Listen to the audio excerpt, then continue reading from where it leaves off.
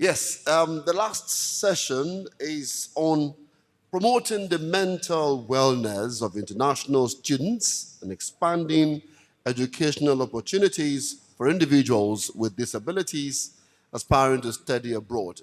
This is very important even to me on two fronts. First is on the issue around mental wellness and also inclusion as it refers to the people living with disabilities. And so we will quickly run through those who will be here to help us with the panel conversation. I'll start by inviting former Chief Medical Director, University College Hospital, Ibadan. It's no other than Professor Temitope Oluwagbemiga Alonge. Prof, please, a round of applause for Prof as he is stepping forward. Please clap. I'm sure you are not tired. Please clap. Prof has a very impressive CV, and I cannot be going through that right now. But Prof, welcome. Yeah, well, thank you so much for coming. He's a distinguished figure in the field of orthopedics and trauma surgery, and he has also helped us right here in your state as he has been chairing a lot of intervention sessions for us, COVID-19 and the rest. So thank you so much, sir. God bless you. Let's move on to the next panelist. We have Professor Fakolade Olufemi Aremu.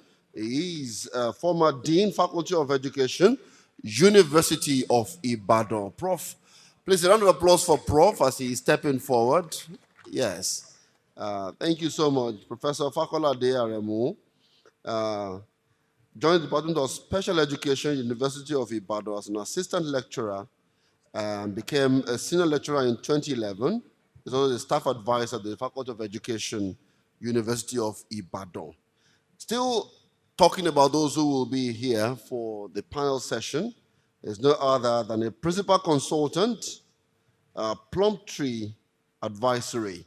Please let's make welcome very warmly Yemisi Ogunlade, a process-driven business management and education consultant. Ma'am, thank you for joining us. Please, a round of applause for her as she's stepping forward. That clapping is weak. Thank you. Thank you very much. Welcome, ma'am. All right, so another member of the panel is, okay, a process-driven business management. Ms. Yemisu Ogunlade is here already.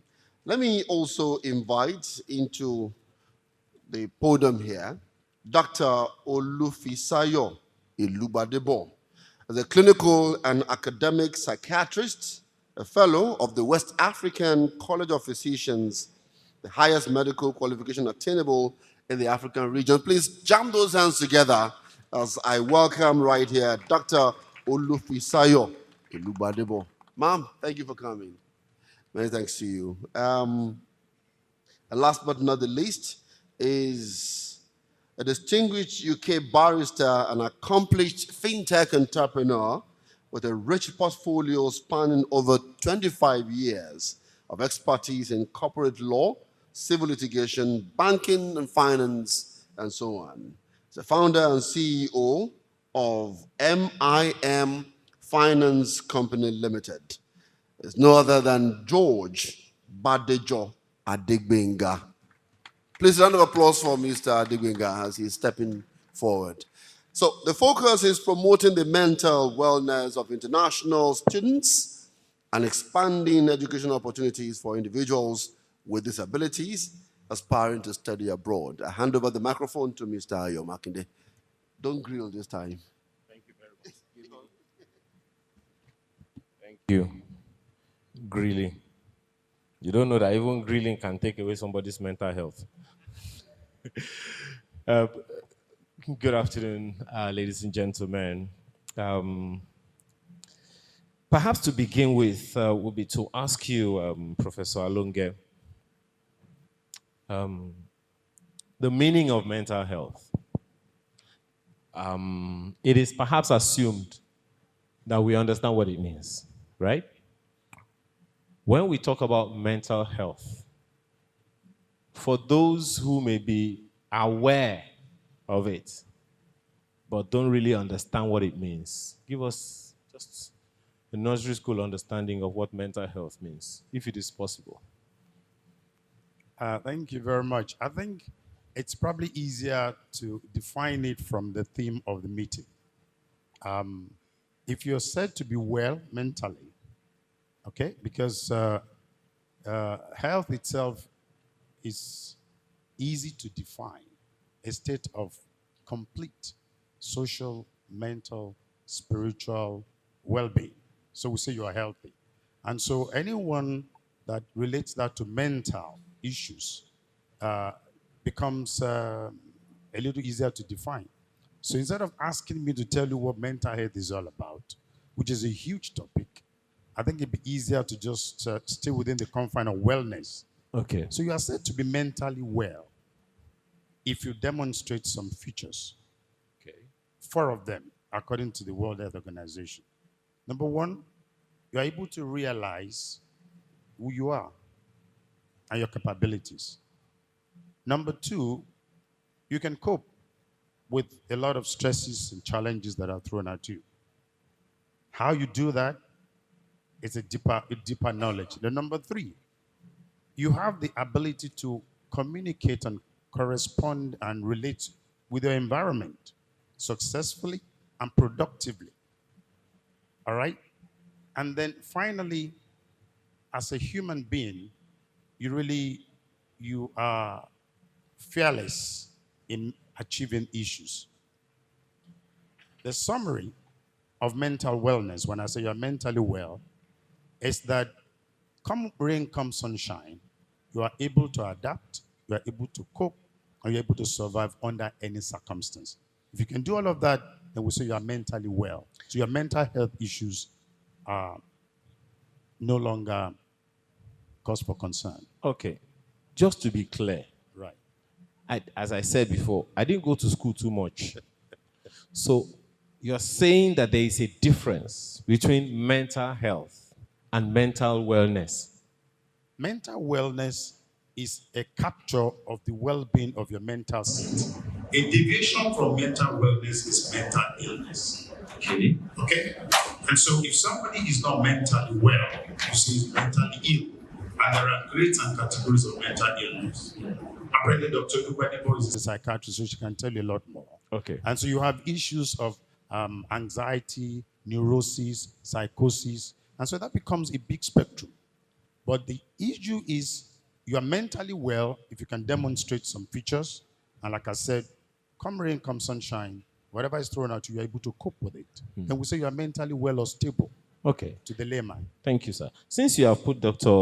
Elugbaribo on the spot, I'm going to go straight to her on this particular matter. Now we know. In case you didn't know, now you know. You can be mentally... Let me not even go into the semantics. But, Dr. Elugbaribo, sticking to the topic of our conversation,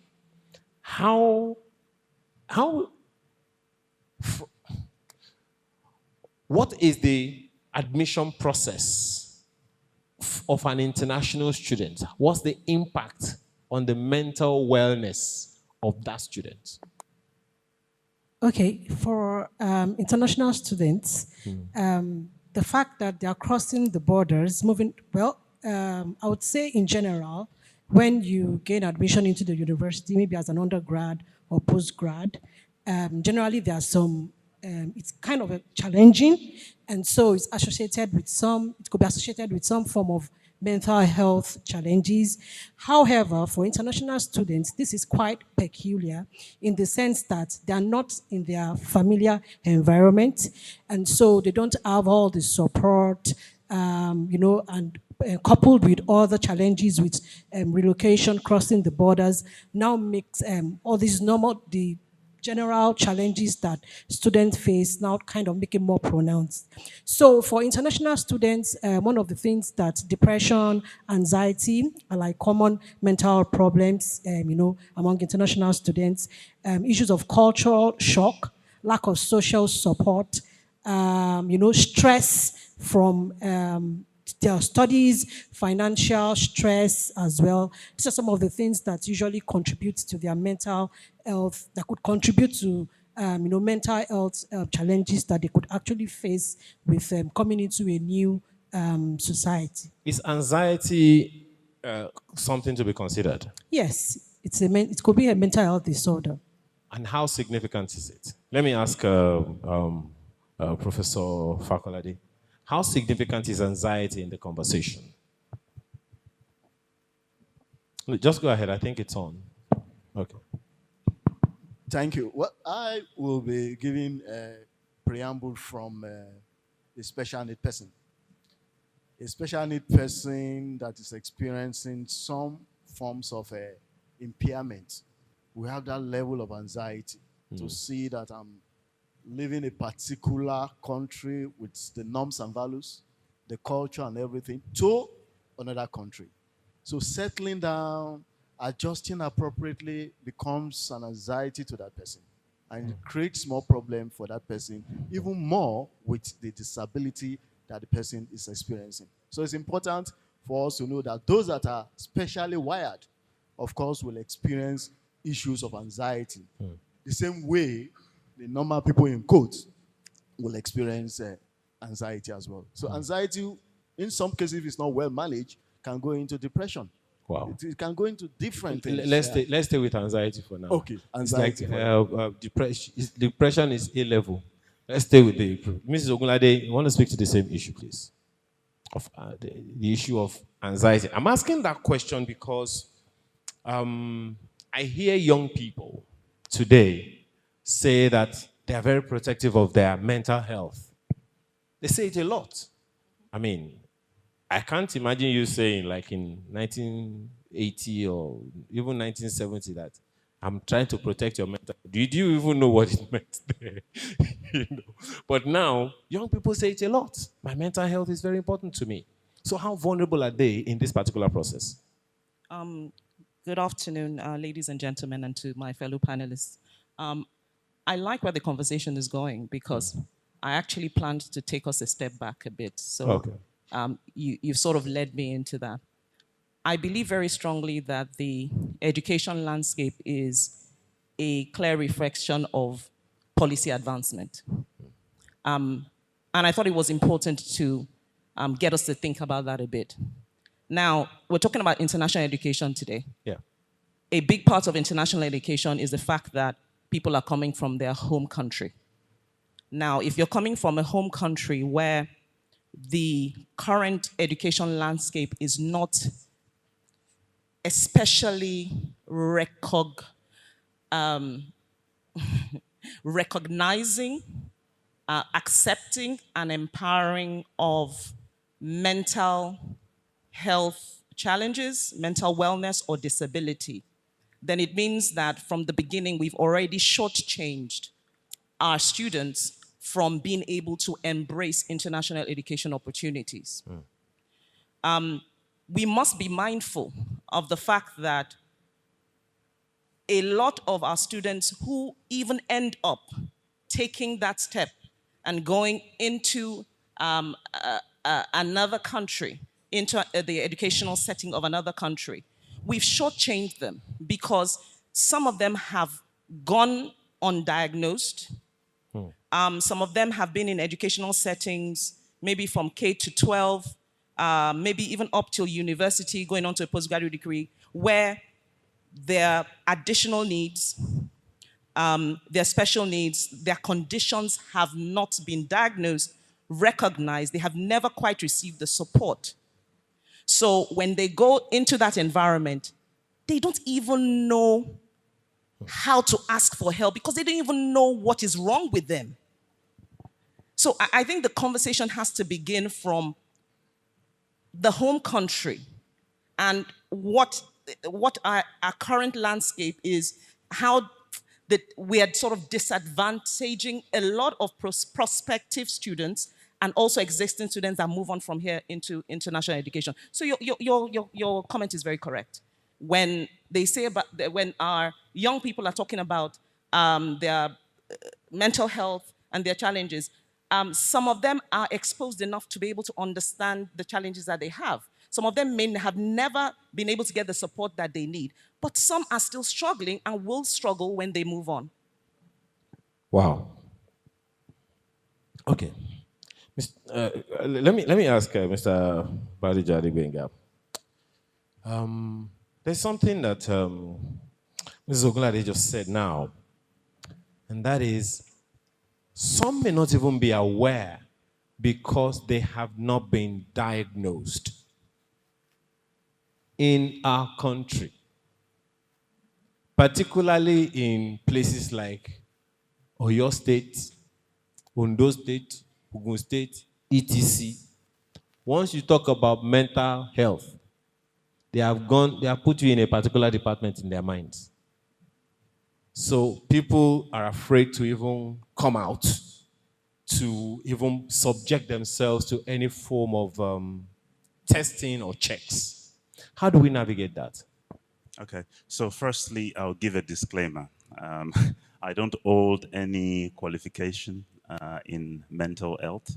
However, I'm going to share my view from the perspective of being one of the jackpadders, right, that left Nigeria over 24 years ago. Was your own mental health challenged? Well, I had no idea about mental health at the time. You know, I'm asking because, I mean, was there anything that maybe as a result of having come back now, based on your experience and what you know now, perhaps you were challenged, you didn't even know? Oh, yes, okay. 100%. You know, I think when I got to the UK, I had not done enough planning, if you like. You know, I think most of all the conversations we've heard today, people just want to leave, right? And you have an idea of what you want to study, and that's the most important thing. But when you arrive at your destination, you're met with perhaps change beyond your belief, right? And the lack of preparation creates this shock. We all know that stress, the biggest cause of stress is either change or financial hardship. And I found that this has been the biggest cause of mental health, especially in the context of students going to study abroad. You're met with, you know, you think, oh, I'm going to the UK, I'm going to be accepted. Yes, perhaps, but some of the people you would meet have got bias that would affect you, right? Even though it's got nothing to do with you. So that, from my perspective, I think, one, you're absolutely right in terms of we have an issue with regards to the acceptance that mental health really exists in our country. That is a fact. And there's this stigma. You know, my younger brother is suffering from depression right now on the back of being attacked and almost being killed.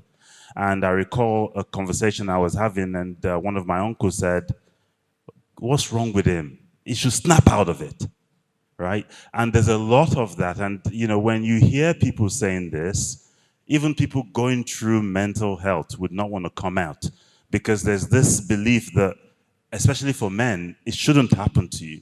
Right? Snap out of it. So there's a lot of challenges we have that we need to change, narrative we need to change. But if I quickly go back to the context of going abroad, I think some of the point that's been made today about preparation, about planning, rings true in preventing you from that kind of situation. You can prevent it. Right? And if you don't prepare, if you don't plan, if you don't try to think about factors that are foreseeable, and then think about, how am I going to do this? What if the exchange rate changes and my parents can't afford to send money anymore? What do? Do I need to get a job? So if you don't think of those things, you could be faced with serious stress and it could get worse. I'll stay with you for a second. Perhaps a motivation for traveling is another thing to consider. And if the motivation is just commercial, and as you just took it right out of my mouth, economic conditions have changed, and you are unable to cope any further, how significant can that be on the mind or the mental wellness of anyone who is intending to take international? Very, very difficult, especially if you're in a different man's land. right? It's people, we've heard there was a clip in Canada, people, they're killing themselves. It is tough. I think you're in a better place in your country, in Nigeria, if you have some kind of challenges with money, there's family members, the people that can actually help you. Imagine going to a country where they don't even understand the culture of actually giving, right? So it's significant in my experience. Okay, please give them a round of applause for a second. Professor Fakolade, you started the conversation around people living with disabilities. Support for them at home, abroad, what are the preparations they need to factor in? What are the motivations that usually get them to say, I want to go abroad to study? And what are the things that are crucial for them to consider before even starting, before venturing? Yeah, thank you very much. It's important for us to know that this set of individuals are differently wired. And the impression here is that they don't have any rights. The impression here is that there is no support from government. The impression here is that the facilities are not there. And that's in Nigeria, you mean? In Nigeria, okay. yeah. The facilities are not there. I'm a professor of special needs education, and I know what a lot of our students experiencing disability are facing in Nigeria. And a lot of students will always come meet us as lecturers to say, I'm tired of this country. Can I have a good way of making it outside the country? And outside the country there, you have a right as a special need person. They understand that you need a disability-friendly environment. They understand that you have the right to get certain things in developed countries. So if you have the opportunity now, why not go? So the impression they do have is that when I get there, I will have all the best form of facilities that will help me. The rules and regulations are there. The laws are there that will support your level of disability. And the impression I want to correct here is that there is what we call jakpa, there is what we call sakpa, and there is what we call jakpada. Some that are sakparing will not come back. Let's face the reality. Because if, for example, I finish a first degree... You're talking about those who it was sakpa that made them jakpa. Yeah. So you understand the concept that you finish your first degree, the job seems not to be there, the facilities are not there, the rights are not there, the buildings are not disability friendly, and you got to another culture, another environment with a different norms and values about issues of disability. You want to stay. But the question we are now saying is that when you stay for some time, you must have gained certain things over there. Why not come back? Okay, but before we get to that one, Yeah. what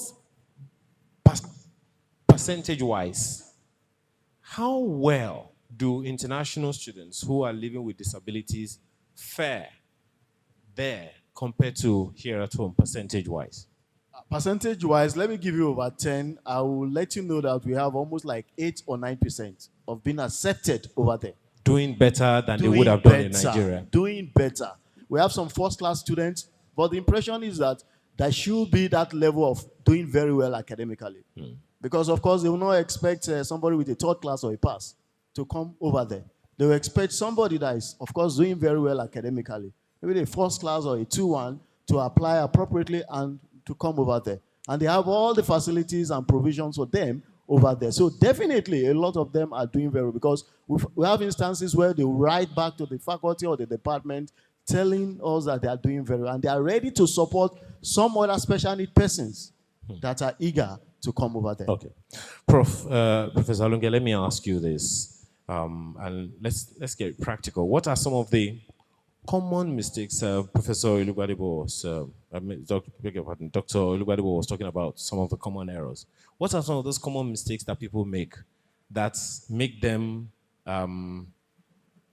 that jeopardize their mental wellness without them even knowing? What are the missteps that they need to avoid listening to us now? The bottom line is most people don't know they have any mental issue challenges until something triggers it off. It so happens that most of the audience are very young people. But let me tell you that some of us who went to England as adult education specialist. Also had some challenges, but like you rightly said, I was able to keep my mental health intact because I realized that I had the capacity and everything that was demanded of me as a surgeon. Now, what happened was that the British government ran into troubled waters. They didn't have enough middle-level manpower doctors. So suddenly, in quotas of what was thought to be goodwill, they opened up overseas doctors training scheme. And they took us, who were middle-level manpower in Nigeria, they took us to England on the premise that they were helping us. Of course, my first job in England, I got in 10 days. And when I got into the OR, I told the gentleman who was saying, you see, we're trying to help you people. I said, this is organized slave trade. I needed to disabuse my mind from somebody thinking he's helping me. I said, this is organized slave trade. My forefathers came here in shackles, but I've come here myself. Actually gave you the privilege to put me in shackles. You don't have the manpower. I have the skills. And so from day one, I established what I wanted to do. And number two, I took time to play, we play football together, but I spoke Queen's English. And a nurse on the ward met me and said, pardon? And I said, don't you ever in your life pardon me, because I speak Queen's English, paid for by my parents. You speak an accent. Because the first thing they're going to tell you just to embarrass you is that I don't understand what you're saying. I said, you understand so well, but you speak a lousy accent, and I'm speaking pure Queen's English. And so, number one, I got that out of the system. And then the third thing was, you have to be 10 times better than your colleagues outside this country to be able to put aside any mental health issues. Of course, they are real. What makes them real? What makes them real is the fact that we were not prepared for it. Okay, when you get there, like I said, you have to define what mental wellness is. And I haven't gotten that in my system. They told me to do FRCS, you have to do it 3 times. And I told myself I'll do it once. That's the finals. And of course, coming from an interview where somebody tells you, oh, you know what, if you pass this exam, they said, first question at the interview, have you done this exam before? And I said, no. He said, well, if you pass the final FRCS, I'm going to get a job for you as a registrar. And I went, FRCS Edinburgh, I passed and I came back and I called him. He refused to pick my calls. So when I resumed, he said, oh, they never gave you a chance to pass because 1, you're black. Number 2, you're coming from Nigeria for the first time, you're sitting for the exam. Only 5% pass it first time. So if you don't have a mental wellness, the first thing you're going to do is to go into depression. But I told myself, my wife actually almost called me a racist. I said, no, I need to assert myself. Otherwise, these guys will drive me into depression and I'm going to be mentally unstable. And throughout my 5 years, they kept asking me, are you staying back in England? And I said, no. Next flight after my course as an orthopedic surgeon, I was back in Nigeria. I went back again for a doctor of medicine, which is the highest academic degree in England. And there were 8 of us who graduated. 3 of us were Nigerian University of Leicester. You see, if you're going outside this country, you must be prepared for the cultural shock. Number 2, the language, it's not that you don't speak good English, but they want to intimidate you. You can't intimidate, Dr. Akonde now, but Debo Akonde. He speaks Queen's English. And so the first thing I told myself is, I'm going to be very fluent in English so that these guys don't embarrass me. And then my skill set must be uppermost than everyone else. Please give Prof a round of applause. It just so happens now, Prof, that it is now King's English. Just,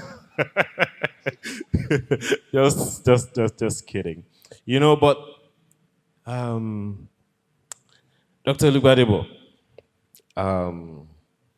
let's stick with mental wellness because this thing that Professor Alonge is saying, there is now an internationally recognized English called Nigerian English. And they say we talk like people from Wakanda. Unfortunately, there is nobody here that has a Wakandan visa.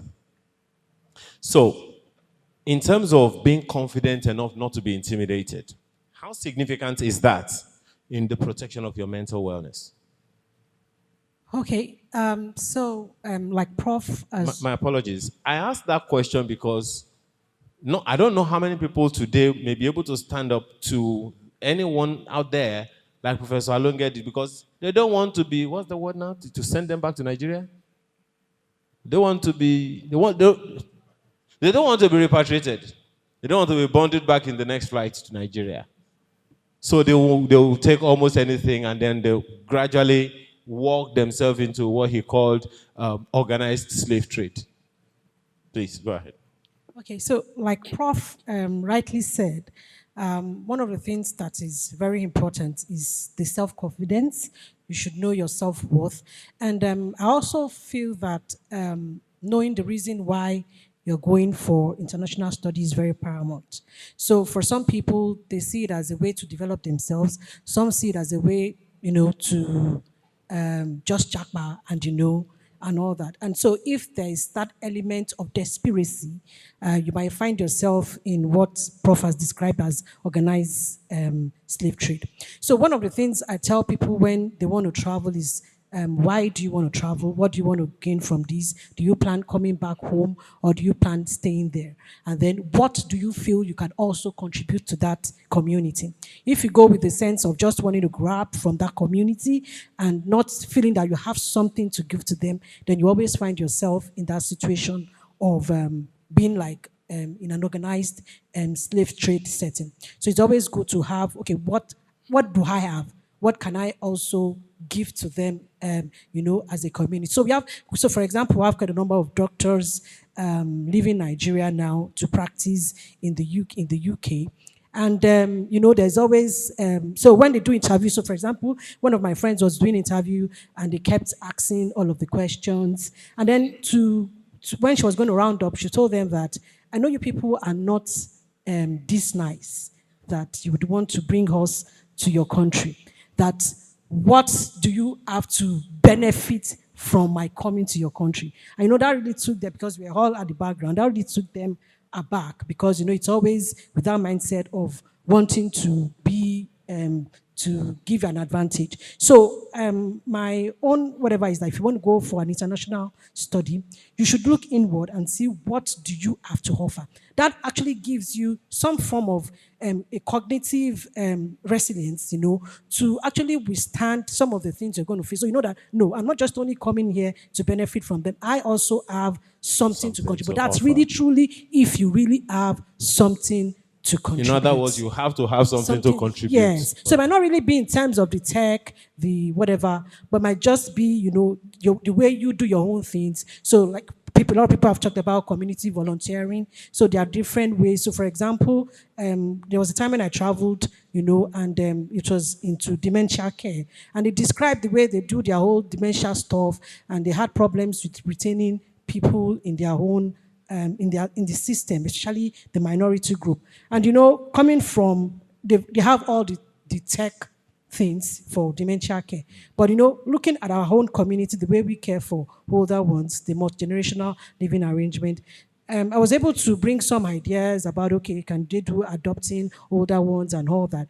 And that's something that is strange to their own community, but that's something we practice here that has worked. And bringing that was the culture. Yes, our own culture. So that's bringing out. But most times when people travel, you just feel you don't have anything beneficial from Nigeria that you can take out there. So going with that kind of mindset would actually you'll be faced with a whole lot of backlash that will actually affect your mental state. Okay, I want to ask one question, but I'll ask it from two perspectives. Mrs. Ogunlade, you will take the second leg of it, but I'd like to ask you, Mr.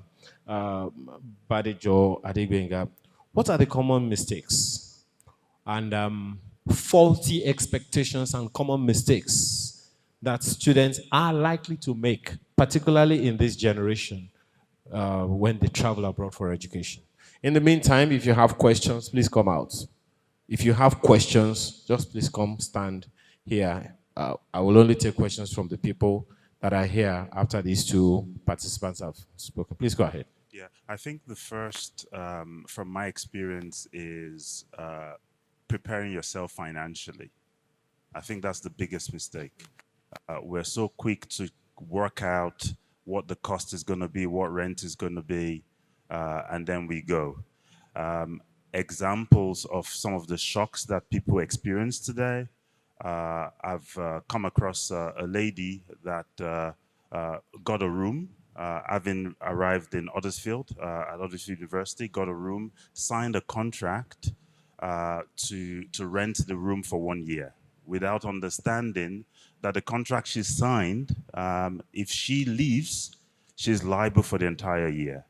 And then she found a bigger place because a daughter then came to meet her, and then she told the landlord, I'm leaving the next month. And the landlord said, yeah, that's fine, but you have to pay for an entire year. So she's like, where am I going to get the money? There's no way I can afford it. So she came to me and I had to go plead to the landlord. But those are some of the examples. So it's not just about this is how much I need. You need to really understand a lot about, and I think Mr. Obi's book, I don't know if he's around, he's written a book about how to prepare, right? And this financial well-being, I think that you might have the capacity, you might not, but if you prepare, right, you can prevent the trigger, even if you're not strong in that regard.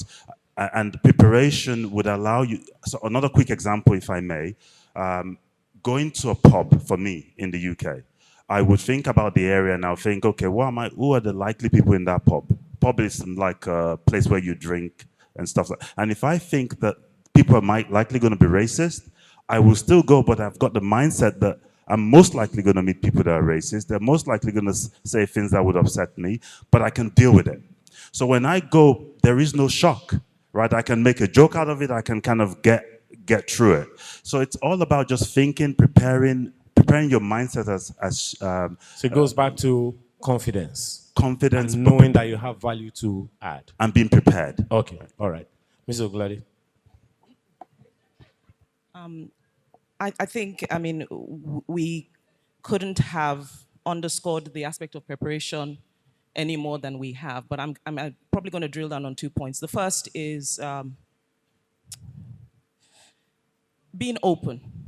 I think one of the greatest values of an international education is exposure to a totally different culture and setting from yours. I'm not sure why we do this a lot, but we go to a different country. We want to stick with only Nigerians. We only want to eat Nigerian food. We only want to attend the Nigerian faith assembly.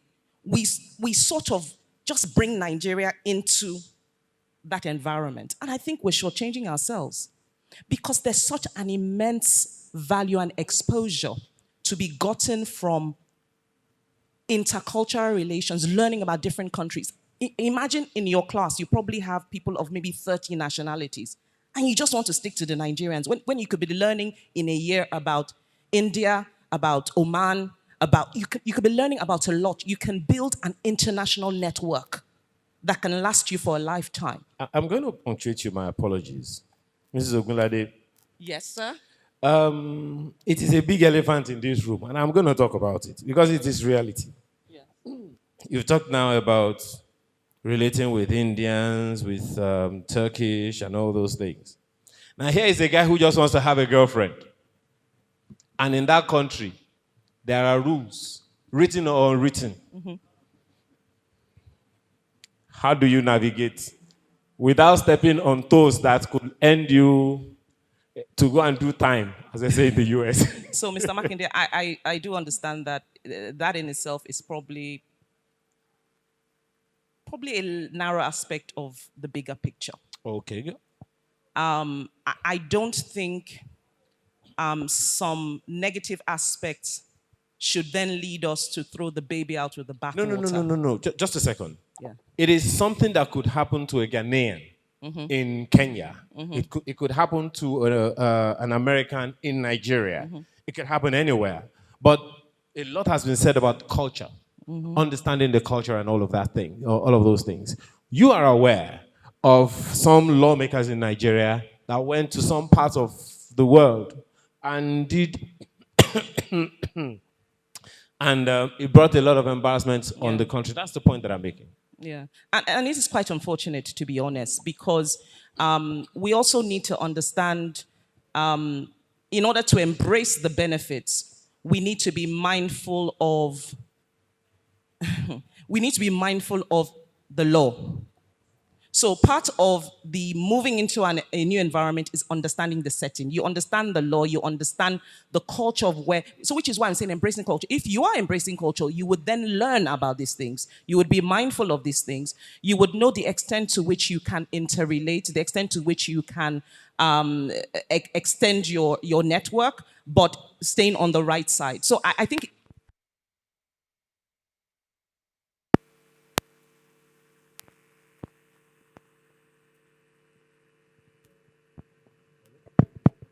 Okay, one is working. So I think it's very important to be open. That's the one thing. The other thing as well is I think that we sometimes ignore the practical aspects of life in another country. And by practical, I mean things as little as how far is the place that you've rented as your accommodation, I mean, if you're staying off campus, to your school, and how much will you end up spending every semester, rather than maybe staying a bit closer, paying a bit more, but overall, so it's little things. It's things also like, I want to go with my children. Is it expedient for you to go with your children? You're going into a new environment. Could it be better for you to go first, have your children with someone here who you know can care for them, and then when you're settled, you send for your children later? And I think that is a big gap with a number of us in the education space. So education consultants, study abroad consultants, we actually have a moral responsibility to ensure that the people that we are advising, we're advising them properly. Let's stop just looking at targets. So I run Plumped Advisory. My focus area is K to 12, so ages 11 to 18. This is such a sensitive age group, so sensitive. And that's why I'm focused on that age group, because I know that a lot of colleagues are not really mindful of the well-being of the child. What they're interested is the target, is the sales target, it's not the child. And then they ignore the other aspects of ensuring that that child has an opportunity to thrive. So I would say that in terms of preparation, being open is really key, as well as the practicalities of what it means to live in another country. We have so many issues too. Please, can you give them a round of applause, please? Well, clearly we don't have any question here, but I can take your last words now. So many other things to discuss, but we are completely out of time right now. So let me begin with you, Mr. Badijo Adegbenga. Your last words, 30 seconds each. Yeah, I think there's great opportunities to go learn outside the country, but don't take it for granted. I would say just prepare, be ready, plan, and there's a lot to learn out there that would be beneficial when you come back home. Thank you. Dr. Elugbadebo. Okay, I know we didn't mention this during our discussion, Please go ahead. and that's the issue of loneliness when you travel outside the country as an international How student. significant is that? So that's very significant. It could lead to depression and a whole lot of things. So I think before traveling, you should try to explore social support that you could leverage on when you get outside the country, faith-based organization. And most people don't like attending the induction ceremony and all that. It's something very important to do. Joining social clubs on campus, minority groups on campus, like. So you need a support system. Yes, you need a strong support system when you get outside the country. All right, thank you. Mrs. Ogunlade. On my own end, I think I would be, my focus would be speaking to the stakeholders on this end in the home country. I think it's important that we consciously recognize, build, and provide supporting structures that can enable our students when they move on to thrive. Thank you. Yes. Well, from me, I want to say that my own concern is individuals living with disability. Sorry? Individuals living with disability, special need persons. And my concern should be that what we preach all over the world is inclusion. Inclusion should be seen as something that is acceptable, that will allow the student to adapt appropriately. So for the special need persons, inclusion should be the watchword. Thank you so much. And finally, from my end, the coping mechanisms that should be put in place for our students who go out to study to try and maintain their mental health or to keep their mental wellness is multifaceted. But one of them is that they should engage themselves in spiritual activities that keep them very busy. Church, go to the mosque, and do that with all seriousness. Number two, engage in physical activities, interact. I play football throughout my 7.5 years in England with everyone that comes away. So you should do that. Number three, I enjoyed having my Nigerian meals because it's a way of trying to let go steam rather than having fish and chips. I insist on having pounded yam at least once a week. That kept my mental status in place. Well, that was once a week. You ate other things now. Yeah, once a week. It was compulsory. Once a week. So that was your medication? That was one of my medications. And my study habit and mode of study was totally different, and it's very unorthodox. From the day I was in secondary school up until today, I study on my bed, reclined, and I carry my book. And when I feel sleepy, I put it together and I put it by my bedside. From when I was age 17 till this age, I won't tell you how old I am. So, but that is what was convenient for me. So you maintain your mental health by making sure you realize who you are. Number two, you do everything you can to cope with whatever comes your way. And you must be positive about life. After all, you have only one life to live, and live it well. Please give them a round of applause. See you later. I'm tempted to ask, what if, there's a common balance now, pressure tiwa. We have a question that's coming well behind schedule. Should we take it? I'm asking because she did not follow the admission process for the question. Okay. Please come forward. Don't want to stay in front of the microphone, the speaker. Thank you very much, sir. My question is to Professor Alonge. What are some examples of successful initiatives that have been implemented to expand education opportunities for students with disabilities to study abroad? Thank you, sir. Well, I'm not sure it was Professor Exactly. Akorede you are I think targeting it's it supposed to be to. for- Professor Fakolide is here. I was a student of his class, of his faculty, when I was 16. It's called adult education. I was working as a patent chemistry, and I was having extramural classes in the evening. So he was one of those that, not him as a person, but his faculty. Let me say that one of the things we lack in Nigeria is called disabilities inclusive education system and protocols. I happen to have my daughter, the only daughter that I have, suffered from Down syndrome, and we're going to exclude her from a conventional school because she was disabled, and I refused. I refused to live in England by force because they thought they would look after my daughter. She will have been confined to a school, and she'll be dripping saliva in her mouth. But at age 8, she knew. At age 14 months, she was toilet trained. 2 years, 18 months, she was walking up and down. Age 8, she was living in her room by herself because we decided to follow the protocol that he's going to be talking about. Disabilities inclusive educational system and protocol. We don't have it in Nigeria. Prof, please be the advocate. Thank you very much. To answer that question, we need to look back at what operates even in our community and even here. A special need person, for example, experiencing physical disability cannot come up here. Cannot come up here. Most of our buildings, most of our plans and everything should have disability-friendly concepts. Yes, the toilets and so. I was in Poland for a conference and I entered the bus and I sat where a special need person needs to sit down. And I saw the way the whites were looking at me. And as a professor of special education, I said, I'm in trouble. Why are you people looking at me this way? I saw the sign at the back, and I knew I was in problem because I'm not supposed to sit down there. I stood up, gently, and I just joined the other people there, and they started clapping. A black person with the whites, and they felt that ordinarily you are supposed to know. This is because I'm not used to it here. So the important thing is that for us to do what we call assessments. Assessment on time. My friend is here now. From that age, at the KG level, that very good understanding should be there. Let's understand what the problems these people are facing. How do we resolve it? And if we cannot resolve it as a country, what's stopping us saying that they should go outside the country?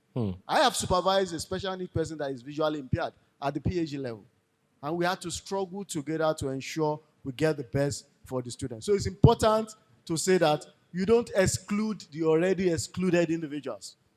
Okay. Because the special needs person wouldn't mean they cannot go outside the country. Because the facilities are there. I just mentioned it now. A lot of our first-class students that are visually impaired, that are hearing impaired, that tends to have some physical disabilities, are being given opportunities outside the country, and they are doing very well.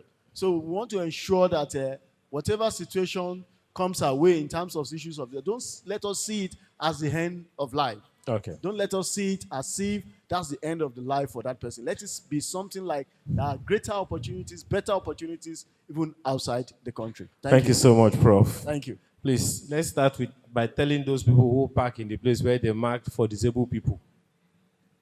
You go to a shop right now, the place where they park, say this one is for people living with disability. That is where somebody will park. Let me not talk about the caliber of people that. This is I'm a very important person. This is especially reserved. It's not for you. They are more honorable people. I hope I have not slapped some people.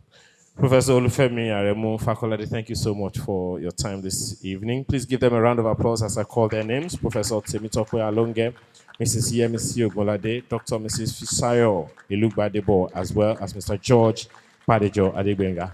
Thank you so much for your time. Please rise. I understand we have to take pictures now.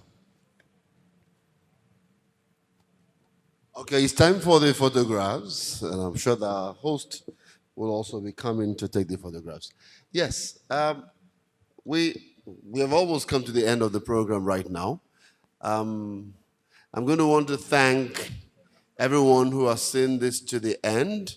As you started with us, we'd like to thank you for staying up until the end of this program. So I'll crave your indulgence, so please clap for yourselves. Clap for yourselves. Can you give yourself a round of applause? Please, a huge one. Yes.